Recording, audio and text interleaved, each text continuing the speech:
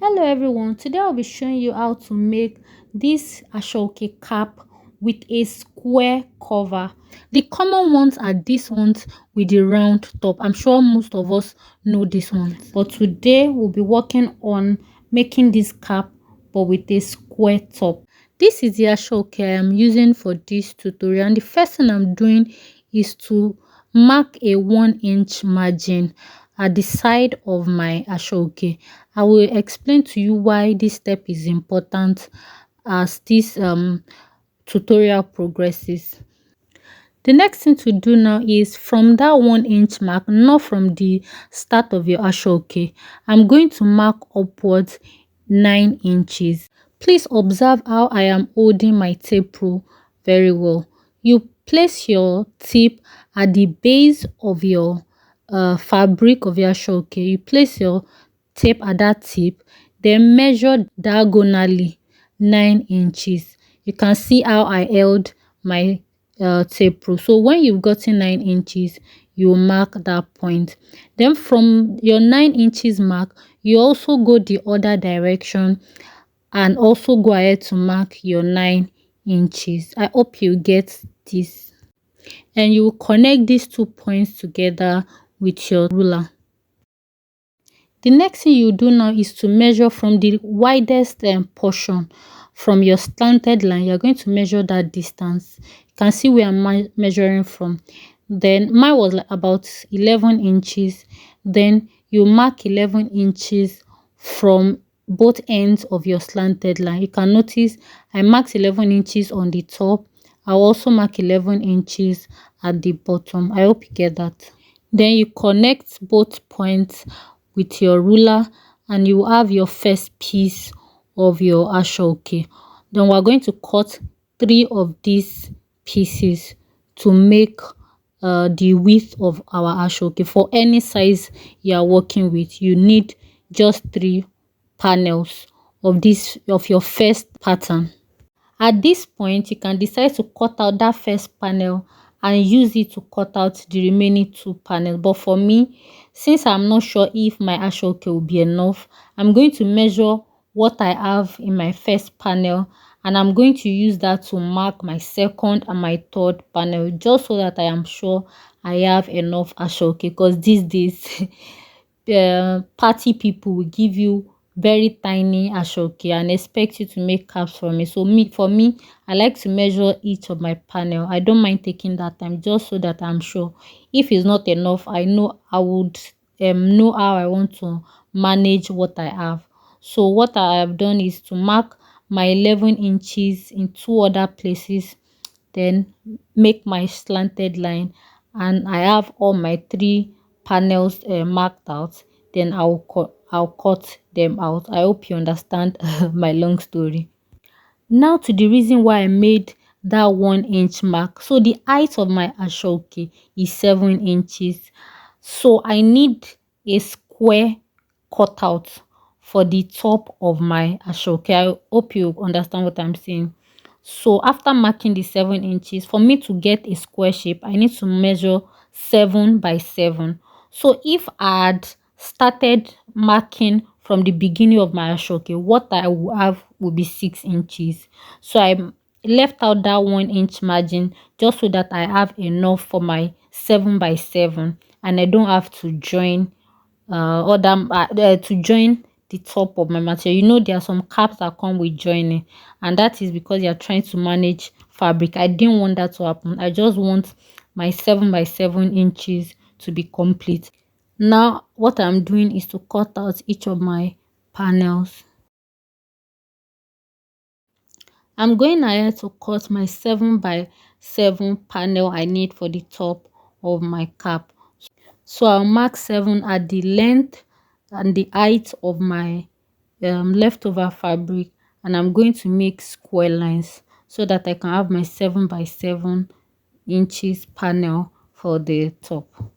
Now that we have gotten the first step of cutting out of the way, the next thing to do is to join our ashoke panels together. That's the first 3 panels we cut.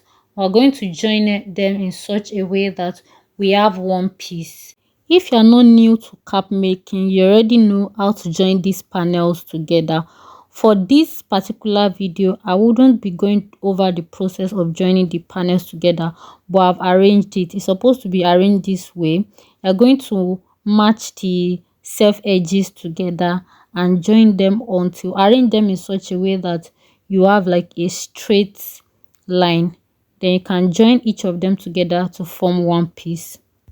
At this point, I've joined all my pieces together, and what I am doing here is to add about 3 inches stay at the base of the ashoke, leaving about 1 inch 1.5, because you are going to use that to turn in your lining. The next thing we're going to do is to define that area where we added stay. So what you're going to do is you're going to fold to the point where you have your stay. You're going to iron that in place.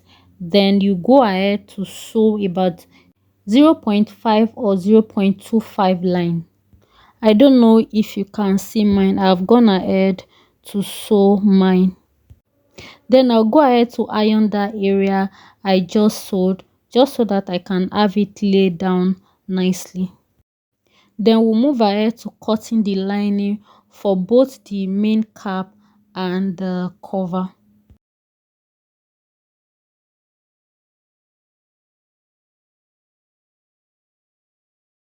The next thing to do is to use my lining to turn the main cap. Here's what mine looks like after sewing the base of the ashoke with the lining.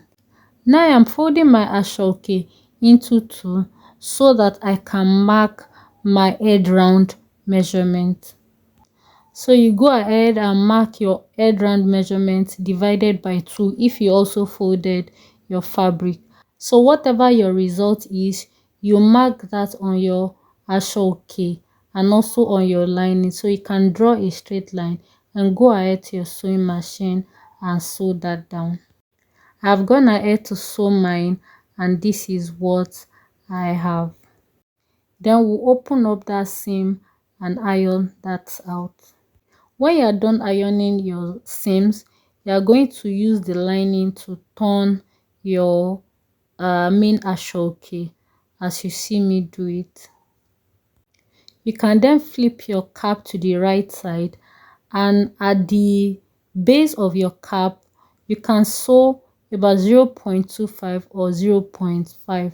As you can see, that is my own line. I went on to sew by 0.5, and you sew that around your cap. This just helps that place to stay in place and your lining wouldn't be sticking out or anything.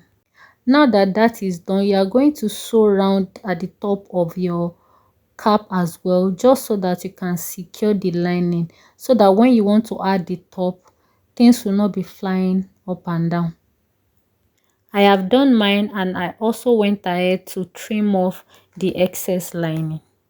Then you are going to fold your cap in this form, just so that you can have that square feel. You will notice that after I folded it, you can easily see that square outline on the cap. And the idea is when you place the top of your cap, you are going to sew in that square format as well. We'll flip our cap to the other side because we are going to be sewing the cover in from the wrong side. Here I'm also adjusting the cap just so that I can have that square outline. Then I'll take the cover of my cap and place it over it. Then you pin your cap in place just so that you can secure that square shape. Pinning both together like this will just make your sewing experience a lot easier.